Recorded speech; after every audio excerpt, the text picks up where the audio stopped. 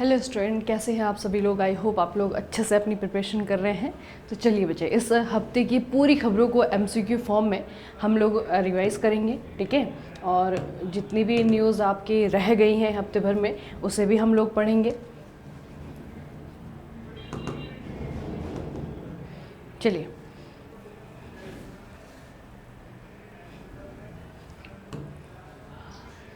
देख लो बच्चे, स्टार्ट करते हैं आज के सेशन को पहले क्वेश्चन के साथ। सबसे पहला जो क्वेश्चन है ये ऑबिचुरी से रिलेटेड है। एक पर्सनैलिटी का नाम आपको दिया हुआ है और पूछा है कि कौन से साल में इन्हें पद्मश्री दिया गया था। देखना बच्चे, नाम याद रखिएगा, के.वी. राबिया।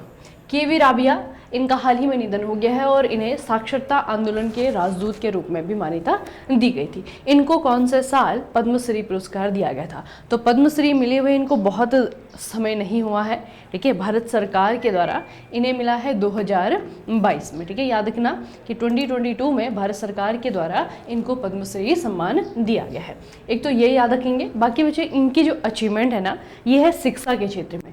के.वी. राबिया को जाना जाता है केरल में। अब केरल के बारे में आपको जर्नली ये पता होगा कि केरल जो है लिटरेसी रेट के मामले में सबसे ऊंची लिटरेसी रेट रखने वाला स्टेट है, यानी कि सबसे ज़्यादा साक्षर जो लोग हैं वो आपको केरल में मिलेंगे, ठीक है। तो केरल में साक्षरता अभियान को चलाने के लिए, या फिर कह सकते हैं कि एजुकेशन फील्ड में रिफॉर्म लाने के लिए इन्होंने बहुत कंट्रीब्यूट किया है, ठीक है। इसीलिए इनके कंट्रीब्यूशन को देखते हुए इन्हें साक्षरता आंदोलन के राजदूत के रूप में या फिर एम्बेसडर ऑफ लिटरेसी मूवमेंट के रूप में जाना जाता है, ठीक है। तो ये आपको याद रखना है, के.वी. राबिया, और 2022 में इन्हें जो है भारत सरकार की तरफ से पद्मश्री सम्मान दिया गया है। अगला प्रश्न है आपका, रिपेरेबिलिटी इंडेक्स। रिपेरेबिलिटी इंडेक्स क्या मापता है?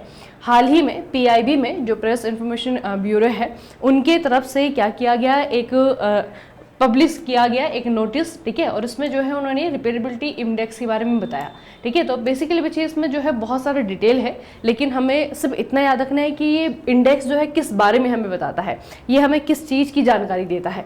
तो इससे थोड़ा सा याद रखिएगा। आप लोगों ने बच्चे ई वेस्ट के बारे में सुना होगा, है ना, जो इलेक्ट्रॉनिक इक्विपमेंट्स होते हैं उनके बारे में सुना होगा। तो उसी से रिलेटेड समथिंग जो है आपका ये कुछ है। देखना बच्चे, वह आसानी जिससे कि किसी उत्पाद को अलग किया जा सकता है, उसकी मरम्मत की जा सकती है और उसका रखरखाव किया जा सकता है, ठीक है। तो बेसिकली रिपेरेबिलिटी इंडेक्स में आप नाम से थोड़ा सा समझने की कोशिश करिए। अगर कोई प्रोडक्ट बनाया गया है, ठीक है, अगर वो बहुत आसानी से रिपेयर हो सकता है, तो ऑब्वियस सी बात है कि हम क्या करेंगे कि नई चीज़ लेने की बजाय हम उसे रिपेयर करेंगे और दोबारा से इस्तेमाल करेंगे, ठीक है। लेकिन अगर कोई वस्तु ऐसी है कि जो एक बारी हमने इस्तेमाल की और अगर इस्तेमाल करते करते वो खराब हो गई और उसे रिपेयर नहीं किया जा सकता है, तो इसका मतलब क्या है कि वो रिपेरेबिलिटी इंडेक्स जो है उसका क्या है, लो है, ठीक है। यानी कि उसे जो है रिपेयर नहीं किया जा सकता है। फिर उसके बजाय हमें क्या करना पड़ेगा कि दूसरा सामान जो है लेकर के आना पड़ेगा। फिर पिछला जो सामान था जो कि खराब हो गया और हम उसे रिपेयर भी नहीं कर पाए, वो आपका क्या बन गया, ई वेस्ट बन गया, ठीक है। तो इस चीज के लिए जो है आपका रिपेरेबिलिटी इंडेक्स का एक तरीके से कह सकते हैं कि इसका इस्तेमाल किया जाता है। किसी भी वस्तु की मरम्मत होने की जितनी कैपेसिटी होती है या फिर जितनी टेंडेंसी होती है, जितने चांसेस होते हैं, उसका रिपेरेबिलिटी इंडेक्स उतना ही अच्छा होता है, ठीक है। और हाल ही में जो न्यूज़ इससे रिलेटेड आई थी वो भी मैं आपको बता देती हूँ।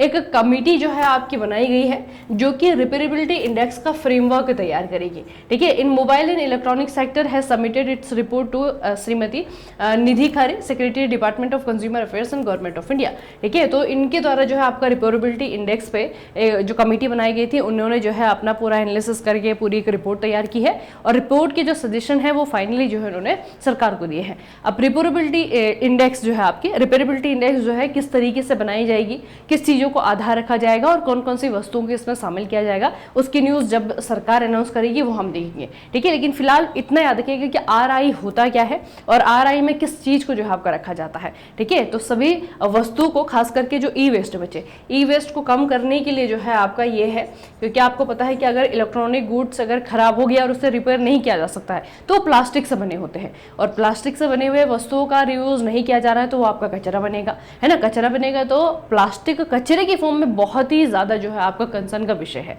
क्योंकि उसका एक तरीके से निपटान करना बहुत मुश्किल हो जाता है ना। क्योंकि बहुत कम प्रकार का प्लास्टिक ऐसा होता है जो कि आपका दोबारा से बनाया जा सकता है, जिसका हम एक तरीके से दोबारा से इस्तेमाल कर सकते हैं ना। तो वस्तुओं को दोबारा से कैसे इस्तेमाल किया जा सकता है, कितना इस्तेमाल किया जा सकता है, उसी को जो है आपका ध्यान में रखते हुए उसको जो है RI यानी कि रिपेरेबिलिटी इंडेक्स में मार्क्स दिए जाते हैं। तो इससे रिलेटेड जो भी बच्चे सरकार की अगली न्यूज़ आएगी वो मैं आपको बताऊंगी। अगला है आपका कुख्यात अल्काट्राज जेल। ये आपका कहाँ पर स्थित है? अल्काट्राज जेल कहाँ पर स्थित है? कनाडा है, ऑस्ट्रेलिया है, यूनाइटेड किंगडम है और आपका यूनाइटेड स्टेट है। तो इसमें आपको क्या करना है, डोनाल्ड ट्रंप जब से आए हैं सरकार में, कुछ ना कुछ जो है डिसीजन के कारण वो चर्चाओं में रहते हैं, ठीक है। हाल ही में उन्होंने यही डिसीजन लिया है, यूनाइटेड स्टेट में जो है आपकी जेल है अल्काट्राज जेल, और ये बेसिकली जैसे कि हमारे भारत में काला पानी की जेल है ना अंडमान निकोबार में, उसी तरीके से कुछ है, ठीक है। तो कुख्यात यानी कि इनफेमस है, और इसको लेकर के जो है आपका प्रेसिडेंट डोनाल्ड ट्रंप के द्वारा ये अनाउंसमेंट की गई है कि ये जो आपके अल्काट्राज फैसिलिटी है या फिर जो आपका ये जेल है, इसे जो है आपका दोबारा से खोला जा सकता है, ठीक है। तो ये जो है आपका थोड़ा सा इसके कारण आपकी चर्चाओं में रही थी, डोनाल्ड ट्रंप के कारण। तो ये आपको बच्चे याद रखना है कि अल्काट्राज प्रिजन कहाँ पे है? यूनाइटेड स्टेट ऑफ अमेरिका में। अगला है कौन सा देश ISA फ्रेमवर्क समझौते पर हस्ताक्षर करके अंतर्राष्ट्रीय सौर गठबंधन ISA का 123वां देश बन गया है? अब ये थोड़ा सा याद रखना, 123rd नेशन बन गया है। कौन से महीने में?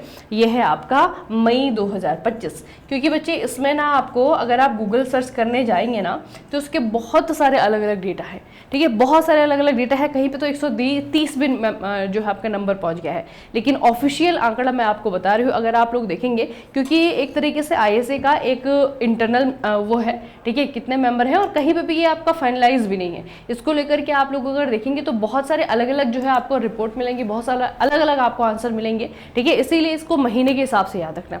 हम मई 2025 में पढ़ रहे हैं, और मई 2025 में जो ISA है इसमें 123 मेंबर हो चुके हैं, और 123वां जो मेंबर इसमें बना है वो एक अफ्रीकन कंट्री है, और इस देश का नाम है अंगोला, ठीक है। अंगोला को अगर आप लोग देखेंगे नक्शे पे, ये बच्चे आपका अंगोला है। अंगोला के पड़ोसी लेख देखेंगे, ऊपर की तरफ कोंगो है, नीचे की तरफ नामीबिया है, इधर आपका जाम्बिया है ना। तो अंगोला जो है एक अफ्रीकन कंट्री, ये ISA का क्या बन गया है? 123वां सदस्य बन गया है। बाकी अगर हम इसकी बात करें, 1 सेकेंड, अगर हम बात करें, अगर हम ISA की, तो ISA का जो हेडक्वार्टर है ये गुरुग्राम में है। गुरुग्राम भारत में इसका हेडक्वार्टर है, ठीक है, ये भी याद रखेंगे। और इसे जो है 2015 में भारत के द्वारा और फ्रांस की सरकार के द्वारा साझे रूप से स्टार्ट किया गया था, ठीक है। तो 123वां मेंबर बन गया है अंगोला।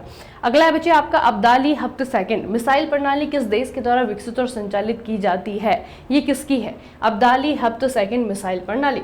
अब आपको पता है बच्चे कि भारत और पाकिस्तान के बीच में वार लाइक सिचुएशन है ना, सभी न्यूज़ देख रहे हैं आजकल, और आप भी हर प्रकार के मिसाइल के बारे में, जिन मिसाइल को भारत इस्तेमाल कर रहा है, जिन मिसाइल को पाकिस्तान इस्तेमाल कर रहा है, आप लगातार उनके बारे में सुन रहे हैं। हमारे जो है हमारे जो एयर डिफेंस सिस्टम है उसके बारे में पढ़ रहे हैं, सुन रहे हैं, ठीक है। दूसरा जो है पाकिस्तान की जो मिसाइल्स है उनके और हमारी मिसाइल्स के बीच में लगातार कंपैरिजन हो रहा है, कौन सा देश ज़्यादा स्ट्रॉन्ग है, कौन सा देश कम स्ट्रॉन्ग है, इस तरीके से जो है लगातार चीज़ें आ रही हैं, ठीक है। तो उसमें एक और चीज़ याद रखिएगा, ये जो मिसाइल सिस्टम है इसका नाम है अब्दाली हफ्त सेकंड।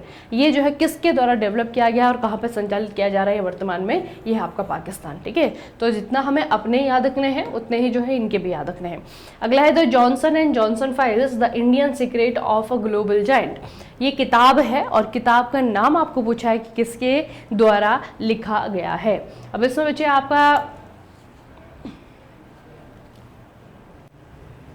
देखना, ये आपकी बुक है the Johnson and Johnson files, ठीक है। The Johnson and Johnson file basically ये आपका एक चाइल्ड केयर प्रोडक्ट बनाती है कंपनी। आप लोगों ने नाम तो सुने होंगे जॉनसन एंड जॉनसन, है ना। तो बेसिकली उसी के बारे में जो है आपकी बुक है, और ये आपका कुनैन शरीफ के द्वारा लिखी गई किताब है, ठीक है, कुनैन शरीफ के द्वारा। अगला है सुदीरमन कप 2025 किससे जीता है? सुदीरमन कप जो है आपका क्या है? एक मिक्स बैडमिंटन टूर्नामेंट है, ठीक है, मिक्स बैडमिंटन टूर्नामेंट है। ये इस बार जहाँ पे हुआ है उसी देश ने जीत लिया है, ठीक है। और कहाँ पे हुआ है? चाइना में, और चाइना के द्वारा ही जीत लिया गया है। तो याद रखना है कि सुदीरमन कप किस चीज़ से रिलेटेड है? ये आपका बैडमिंटन से रिलेटेड है। अगला है कि इस देश ने सैन्य अभियान गिदोन के रथ, इसे इंग्लिश में कहा जाएगा आपका गिदोन्स चैरियट, ठीक है, ये शुरू किया है। ये शुरू किया गया है आपका इजराइल के द्वारा। जैसे अभी भारत पाकिस्तान के बीच में अभी जो चल रहा है या फिर जो भी यहाँ पे सिचुएशन है, वैसी सिचुएशन जो है आपका इजराइल पैलेस्तीन के बीच में काफ़ी लंबे समय से है ना। और इजराइल पैलेस्तीन का कहे अगर हम, एक हिस्सा है गाज़ा, जिस पे हमास जो टेररिस्ट ग्रुप है उनके द्वारा कंट्रोल किया गया है, ठीक है। और वहाँ से पैलेस्टीन की तरफ से जो है आपका हमास के द्वारा इजराइल के साथ में जंग होती है। तो अभी रिसेंटली इजराइल के द्वारा एक अभियान शुरू करने की बात की गई है, ठीक है, गाजा स्ट्रिप में। और गाजा स्ट्रिप में इस अभियान के तहत क्या किया जाएगा, जो भी वहाँ पे रह रहे लोग हैं, ऐसा इजराइल का कहना है कि जो भी वहाँ पे रह रहे लोग हैं उनको किसी एक सीमित जगह में, लिमिटेड एरिया में जो है उनको आपका कलेक्ट कर दिया जाएगा और उनको बस खाने लायक भोजन दिया जाएगा, इस तरीके से। तो उस ऑपरेशन को क्या कहा जा रहा है, उसे कहा जा रहा है आपका गिदोन्स चैरियट, ठीक है। याद रखना, आपको पूछा जाएगा कौन सा देश ने किया है, कहाँ पे किया है। ये इजराइल के द्वारा शुरू किया जा रहा है। और कहाँ पे, यह आपका गाजा में, ठीक है। अगर आप लोग देखेंगे बच्चे, ये आपका इजराइल है, इजराइल का जो आपका पश्चिमी हिस्सा है ये इस तरीके से है ना, यहाँ पे आपका राफा बॉर्डर है, ये आपका गाजा स्ट्रिप है। तो इस तरीके से जो है आपका गाजा में ही किसी पर्टिकुलर एक जगह पे जो है सारे लोगों को एक तरीके से इवैक्यूएट भी कह सकते हैं ना, उनको जो है आपका वहाँ पे इकट्ठा कर दिया जाएगा, ऐसा जो है इजराइल ने कहा है, ठीक है। और ये जो है आपका प्लान कर रहा है इस चीज़ को, और इसे कहा जा रहा है आपका गिदोन्स चैरियट। अगला है, जम्मू कश्मीर ने आगामी अमरनाथ यात्रा की सुरक्षा के लिए सुरक्षा बलों ने कौन सा ऑपरेशन शुरू किया है। अभी शुरू किया था, हो गया है ना, क्योंकि जितनी भी ऐसी चीज़ें हो रही हैं हमारे देश में जहाँ पे कि पब्लिक इकट्ठा हो सकती है, उन सभी चीज़ों को सस्पेंड किया गया है ना। सभी को पता है कि उन सभी चीज़ों को जो है आपका सस्पेंड किया जा रहा है। जैसे IPL सस्पेंड हो गया है ना। बहुत सारी नई मूवीज़ आने वाली थी कल ही फ्राइडे को, है ना, तो सारी की सारी जो रिलीज़ हैं वो रोक दी गई हैं, है ना। तो अमरनाथ यात्रा तो फिर भी बड़ी चीज़ है ना, यहाँ पे बहुत सारी गेट टुगेदर होता है, लोग आते हैं, तो ऐसी सारी की सारी चीज़ों को जो है आपका बंद कर दिया गया है ना। स्कूल्स जो हैं आपके काफ़ी राज्यों में बंद हो गए हैं, काफ़ी जगहों पर जो है, जैसे कि बॉर्डर में जो आपके स्टेट हैं, जहाँ पे आपके डिस्ट्रिक्ट हैं, उन सभी में जो है ऐसी एक्टिविटी को क्लोज किया जा रहा है। तो ऑपरेशन शिवा जो है जम्मू कश्मीर के द्वारा शुरू किया गया था ये, और अमरनाथ यात्रा के लिए शुरू किया गया था, ठीक है, याद रखना इसे। अगला विषय शक्ति योजना, इसका उद्देश्य क्या है। शक्ति स्कीम, शक्ति को कहते हैं इंग्लिश में पावर, तो पावर से रिलेटेड है ना, याद रहेगा आपको, पावर से रिलेटेड है, पावर से रिलेटेड आपका ये है। और इसका वो क्या है, बेसिकली इसका उद्देश्य क्या है, किस चीज़ से रिलेटेड है ये, यह है आपका transparent coal allocation to thermal power unit. अब देखना बच्चे,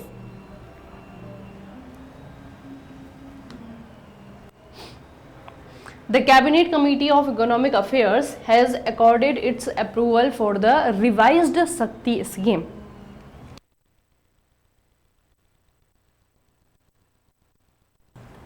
तो शक्ति स्कीम का जो पहले तो बच्चे बेसिक याद रखना इसके बारे में, 2017 में ये ओरिजिनल फॉर्म में आपकी स्कीम लॉन्च हुई थी। अभी सरकार के द्वारा क्या किया गया है, इसका कह सकते हैं कि 2.0 वर्जन, या फिर इसको जो है आपका रिवाइज किया गया है। और इस स्कीम का कुछ आपको याद नहीं रखना है, बस उद्देश्य याद रखना है किस चीज़ से रिलेटेड है। तो ये बेसिकली आपको पता है कि जो थर्मल पावर यूनिट है वहाँ पे कोयले से बिजली बनाने का काम होता है ना, ये बेसिक सी चीज़ें आपको पता है। तो कोयले को एलोकेट करना किस जगह के लिए, पावर यूनिट के लिए, बस यही जो है आपका शक्ति योजना का उद्देश्य है, ठीक है। तो ये बच्चे याद रखना है कि शक्ति योजना किस चीज़ से रिलेटेड है और इसके तहत आपका क्या किया जाना है। Scheme for harnessing and allocating कोयला ट्रांसपेरेंटली इन इंडिया, ये जो है इसका पूरा नाम है, ठीक है, शक्ति योजना। हेसरघट्टा घास का मैदान किस राज्य में स्थित है, और जिस जगह पे यह आपका घास का मैदान है ये इस जगह में लास्ट बचा हुआ घास का मैदान है, ठीक है। तो कहाँ पर स्थित है बताइए मुझे, कहाँ पर स्थित है ये, बेंगलुरु, कर्नाटक की राजधानी बेंगलुरु में आपका स्थित है। बेंगलुरु का लास्ट जो है आपका हेसरघट्टा घास का मैदान बचा हुआ है। 2025 प्रेस विश्व प्रेस स्वतंत्रता सूचकांक में भारत का स्थान क्या है। आपको पूछा है वर्ल्ड प्रेस फ्रीडम इंडेक्स, इसमें भारत को क्या नंबर मिला है इस बार की सूची में। इस बार की सूची में भारत को मिला है 151 नंबर। अगला है कि इस देश ने स्वच्छ और टिकाऊ ऊर्जा में सहयोग को मजबूत करने के लिए भारत के साथ में एक नए समझौते ज्ञापन पर हस्ताक्षर किया है।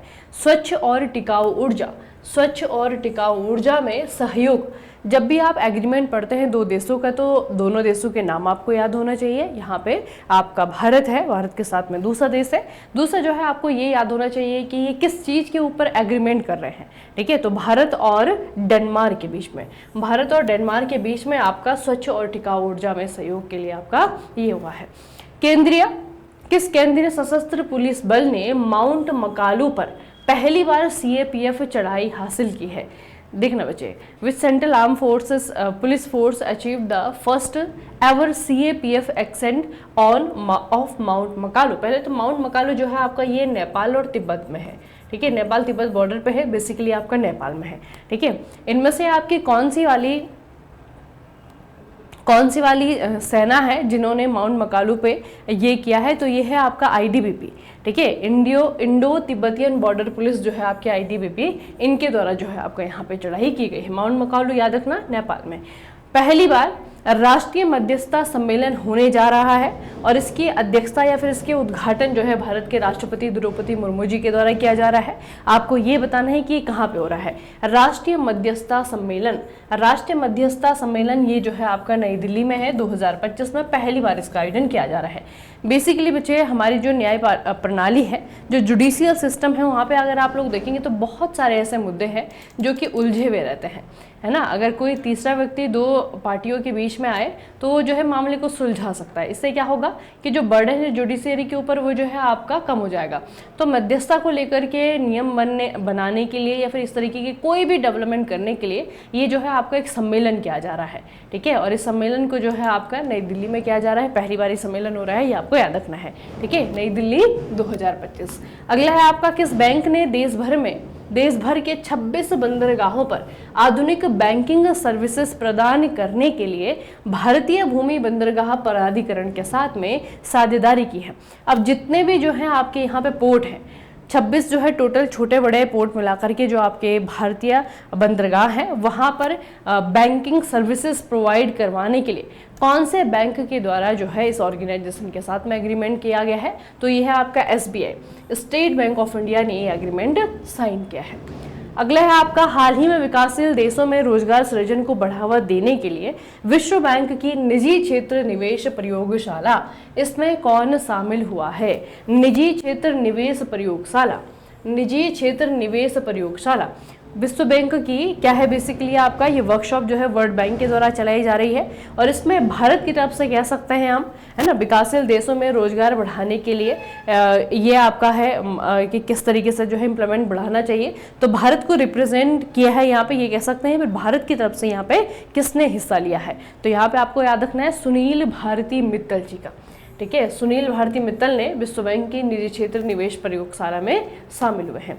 अगला है, विश्व का तीसरा सबसे गहरा बिंदु एमडेन द्वीप, ये किस देश की खाई में स्थित है? अब ये थोड़ा सा याद रखना बच्चे, एमडेन द्वीप जो है आपका, जैसे आप मरियाना ट्रेंच याद करते हैं ना, दुनिया का सबसे गहरा बिंदु है, ये है आपका कहाँ पर? पैसिफिक ओशियन में। उसी तरीके से जो आपका एमडेन द्वीप है, ये कहाँ पे है? ये है आपका फिलीपींस में, ठीक है। कहाँ पर है ये आपका? फिलीपींस में। अगर मैं आपको यहाँ पे दिखाऊं तो इसे फिलीपींस डीप या फिलीपींस सी कहा जाता है, ठीक है। अगर आप ध्यान से देखेंगे बच्चे तो ये आपका बेसिकली मरियाना ट्रेंच है ना, ये आपका कहाँ पे है? ये पैसिफिक ओशियन में है। उसी तरीके से अगर आप यहाँ पे ऑस्ट्रेलिया या उसमें देखेंगे, ऑस्ट्रेलिया हो गया आपका एशिया हो गया, दोनों के बीच में आपके बहुत सारी सदर्न एशियन कंट्रीज आती है, उन्हीं में से आपका एक है फिलीपींस, ठीक है। तो फिलीपींस द्वीप में जो है आपको ये एमडेन द्वीप देखने को मिलेगा। अगला है बच्चे, मीडिया क्षेत्र में अंतर्राष्ट्रीय सहयोग को बढ़ावा देने के लिए वेब्स 2025 कार्यक्रम के दौरान ग्लोबल मीडिया डायलॉग GMD की मेजबानी कौन सा देश कर रहा है? अब इस बार जो आपका वेब्स 2025 हुआ है, ये आपका कहाँ पर हुआ है? ये हुआ है आपका मुंबई में, है ना। ये इस बार का जो आपका वेब्स हुआ है मुंबई में हुआ है। आपको ये पूछा है कि यहाँ पे इस डायलॉग को किसके द्वारा लीड किया गया है, ठीक है। इस डायलॉग को किसके द्वारा लीड किया है, ये आपको पूछा है। तो अगर इसकी मेजबानी अगर भारत कर रहा है तो डायलॉग भी जो है इंडिया के द्वारा ही लीड किया जा रहा है। अगला है भारत और पाकिस्तान के बीच में 1960 की सिंधु जल संधि किस संगठन ने कराई थी, यानी कि दोनों के बीच में मीडिएटर के रूप में कौन सा संगठन काम कर रहा था, तो ये है आपका वर्ल्ड बैंक। ठीक है, 1960 में बच्चे संधि हुई थी। अभी जो है युद्ध के कारण जो है आपका ये पहलगाम हमले के बाद में भारत के द्वारा इस संधि को क्या किया गया था, डिमोलिश करने की बात की गई थी ना, तो ये आपको याद रखना है। वर्ल्ड बैंक जो है दोनों के बीच में मध्यस्थ के रूप में यहाँ पे काम कर रहा था। कौन सा भारतीय राज्य 10 से 31 मई तक मिस वर्ल्ड प्रतियोगिता के 72वें संस्करण की मेजबानी करने वाला है? कर्नाटका है, राजस्थान है, महाराष्ट्र है, तेलंगाना है। 72वें संस्करण यह है आपका कौन सा भारतीय राज्य 10 से लेकर के 31 मई तक मिस वर्ल्ड प्रतियोगिता 10 से लेकर के 31 मई तक यानी कि आपके स्टार्ट हो चुकी है। ठीक है, अब ये आपका कौन सा भारतीय राज्य है जो कि इस बार इस चैंपियनशिप को होस्ट कर रहा है, ये आपको याद रखना है, क्योंकि बहुत कम जो है आपको यहाँ पे ब्यूटी पेजेंट देखते हुए मिलेंगे ना। तो ये बच्चे आपका कौन सा स्टेट है, ये आपका तेलंगाना। तेलंगाना में मिस वर्ल्ड जो है आपका होगा इस बार। अगला है किस राज्य ने 2 करोड़ महिलाओं तक पहुंच बनाने के लिए महिला संवाद अभियान शुरू किया है? महिला संवाद अभियान जो है शुरू किया गया बिहार सरकार के द्वारा। ठीक है, बिहार सरकार के द्वारा महिला संवाद अभियान शुरू किया गया है। भारत का सबसे बड़ा क्वांटम कंप्यूटिंग हब बनाने के लिए किस कंपनी ने TCS के साथ में साझेदारी की है? सबसे बड़ा क्वांटम कंप्यूटिंग हब, सबसे बड़ा क्वांटम कंप्यूटिंग हब जो है आपका किसके द्वारा बनाया जाएगा? ये आपका है IBM और प्लस आपका TCS। ठीक है, IBM और प्लस आपका TCS, दोनों के बीच में, ये आपका TCS है, ये आपका IBM है, दोनों के बीच में समझौते पे हस्ताक्षर किए गए हैं। किस भारतीय राज्य ने यूनेस्को की विश्व धरोहर सूची के लिए लकुंदी स्मारकों का प्रस्ताव रखा है? लकुंदी स्मारक कहाँ पर हैं, ये आपको पूछा जाएगा, क्योंकि यहाँ पे जो स्मारक है इनको वर्ल्ड जो यूनेस्को की हेरिटेज लिस्ट है वहाँ पे जो है आपका लिस्ट करने के लिए प्रस्ताव रखा गया है। किस देश ने 2025 सुदीरमन कप जीता है, जो कि टूर्नामेंट के इतिहास में उसका 14वां खिताब है? तो सुदीरमन कप जो कि बैडमिंटन से रिलेटेड है, जिस मैंने आपको बताया है, ये आपका चाइना में। अगला बच्चे अंतर्राष्ट्रीय ऑनलाइन बाल यौन शोषण नेटवर्क से निपटने के लिए 2025 में शुरू किए गए सीबीआई ऑपरेशन का नाम क्या है, यानी कि सीबीआई के द्वारा कौन सा ऑपरेशन 2025 में कंडक्ट किया जा रहा है? इसका नाम है ऑपरेशन हॉक। ठीक है, ऑपरेशन हॉक का संबंध किस चीज से है, ये भी पूछा जा सकता है। तो ये आपका ऑनलाइन बाल यौन शोषण नेटवर्क से निपटने के लिए है। अगला है IMF के अनुसार 2025 तक वैश्विक अर्थव्यवस्था रैंकिंग में भारत का कौन सा स्थान प्राप्त होने का अनुमान है? यह है आपका IMF के अनुसार 2025। अब इंटरनेशनल मॉनेटरी फंड है बच्चे। इससे पहले थोड़ा सा मैं आपको अपडेट दे दूं, जैसे मैंने आपको बताया था कि IMF जो है पाकिस्तान के लोन को लेकर के एक मीटिंग कर रहा है और उसका जो है रिजल्ट हमारे लिए बहुत इंपॉर्टेंट है। ठीक है, तो रिजल्ट ये रहा कि लोन मिल गया है।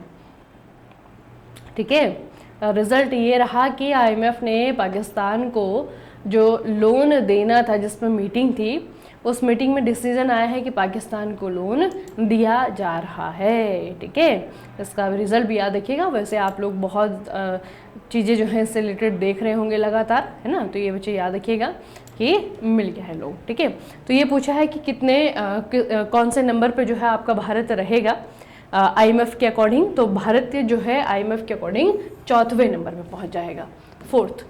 प्रधानमंत्री नरेंद्र मोदी के द्वारा 7वें खेलो इंडिया यूथ गेम्स 2025 का उद्घाटन किस राज्य में किया जा रहा है?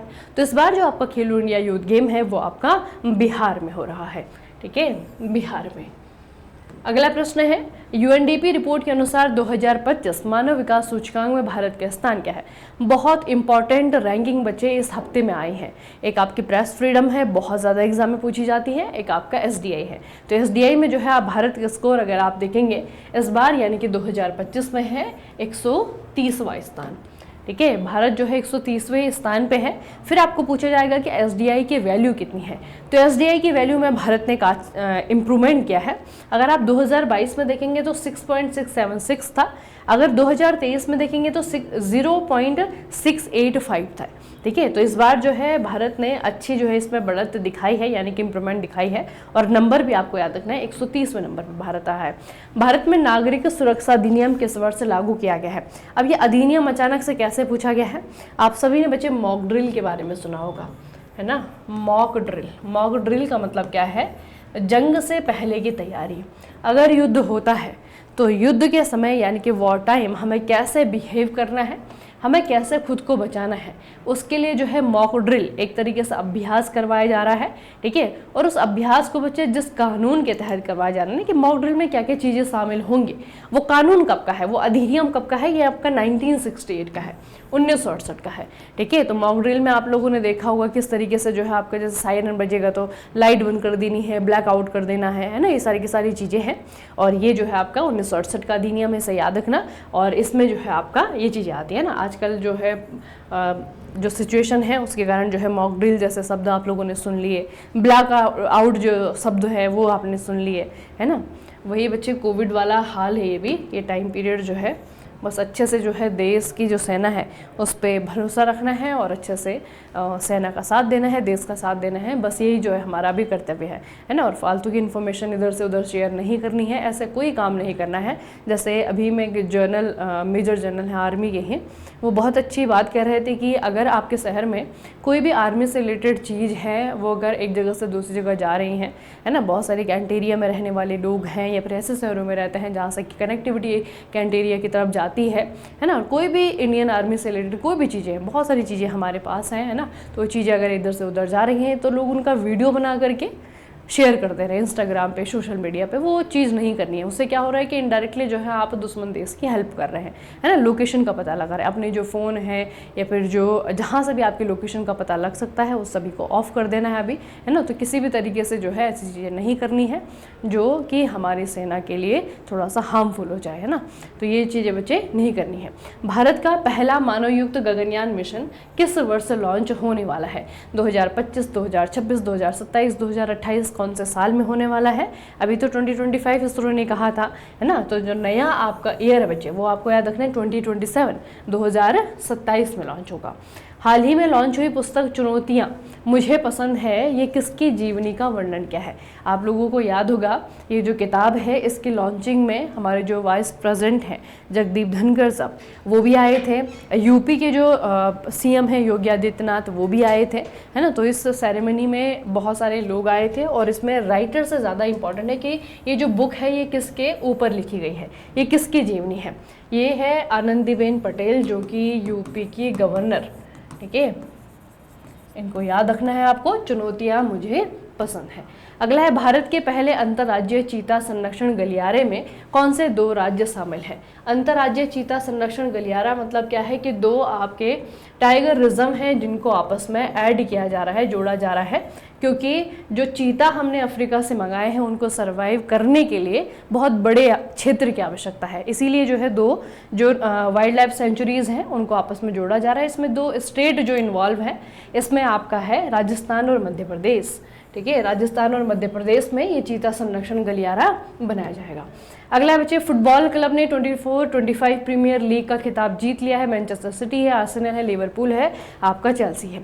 कौन सा वाला फुटबॉल क्लब है जिन्होंने कि इस बार का 2024-25 का ये जीत लिया है? लिवरपूल है।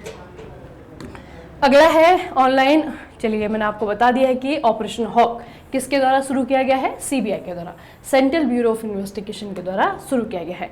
रक्षा पीएसयू ने भारतीय नौसेना के लिए पहला anti submarine warfare shallow watercraft INS Arnala विकसित किया है। अब इस तरीके की चीज़ें आपको बहुत पूछी जाएंगी, ठीक है। जो चीज़ें इस्तेमाल हो रही हैं, बनाई गई हैं, किसके द्वारा बनाई गई हैं? तो ये जो आइनस अर्नाला है इंडियन नेवी के लिए बनाया गया है जीआरएससी के द्वारा।